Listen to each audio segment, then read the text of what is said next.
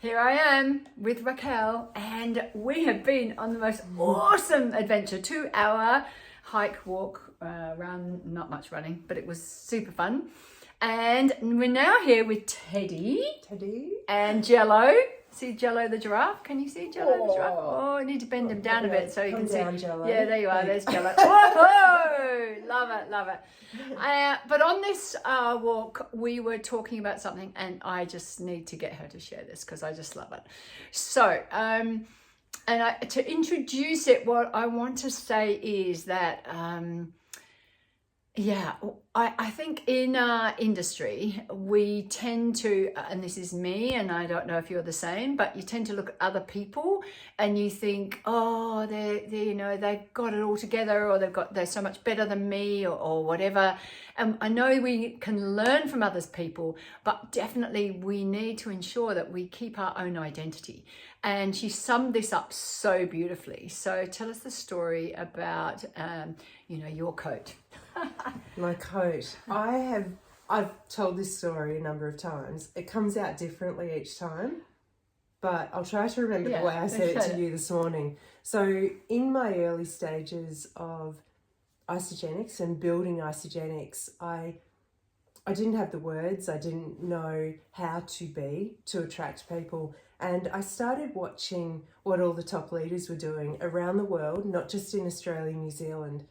And I probably pinpointed maybe 4, 5, 6 leaders that, for one reason or another, attracted me. And I took qualities from each leader, and I imagined that I had this coat. And every time I took a quality from one of those leaders, I'd stick it on.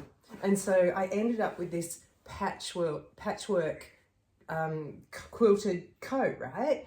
And over time, when I had this coat full of all these attributes and ways of being, when it was filled up, I then started to take some things off, expand on others, until this coat became exactly who I wanted to be as a leader, as a person. And it was me. It was my unique, personally designed coat. But in the beginning, I didn't know how that was going to look. Yeah. And I had to take from other people what I thought were going to be successful attributes for me and what attracted me. So that's my patchwork coat. And I didn't say that the same way. No, very similar. But what happened once you got that coat fitting? Like, what was the shift for you? So some things felt really aligned, and other things never really felt like me. So in the end, I ended up with my personally designed coat that was unique to me. It wasn't one of those leaders specifically. It was me, and I had tried on all these different patches, and eventually I was born out of that. I love that. And I became the leader that I felt really aligned in and authentic. Yeah. And what Raquel said earlier on is that it once she got that coat and it was hers, and it was part of her, then everything really started to happen. And so I think it's taking a piece of everybody and putting that together. And curiously, people that you learnt from in the past, are you still following that same way, or has there been shifts of the kind of people you observe? There's definitely been shifts, and in the beginning I always looked for people that were more successful than what I was. But over time, those people have evolved into different leaders. I've evolved, and no, most of the leaders that I followed back then, I don't follow now. And now I look for attributes from anybody that is doing what I'm doing, whether they are more successful or less successful than me. I think we can learn from everybody that is doing this, and dropping the ego and being open to that, I think, is really important. Yeah, that's definitely awesome. Yeah. And if there was one really significant thing that sort of was a tipping point, a learning that's made a difference, is there one that comes to mind?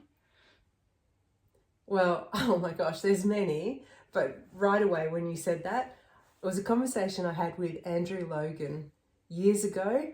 I think I was still a manager at the time. He didn't know who I was, but I did somehow get him on a call, and within 5 minutes of that call, he just said to me, point blank, stop talking. Just stop talking. You can't learn while you're talking. And I'm like, oh, what is this? But it was hard hitting for sure. He was not putting up with any crap, no excuses. Stop talking and listen. If somebody is clearly more experienced than you are, stop talking. You cannot learn from them if you're motor mouthing the whole time. So I just I crawled back in my shell. It's like, oh, okay. And what did he tell you to do? I was manager at the time. The overriding thing that came from that call was that if I want my people to go executive, I've got to get there first. So I became executive very quickly. Thank you, Andrew. And I've never dropped off. And I think it's probably been nearly 4 years that I've been paid as executive. And that moment was a light bulb for me. Shit, get to executive, never drop off. But not only that, once you are at executive, you have to keep going because your people won't go further than you've gone. Yeah, I love it. I love that. That's it from us. Thank you. Thank you so much for sharing those bits of gold. Yay, bye. Bye.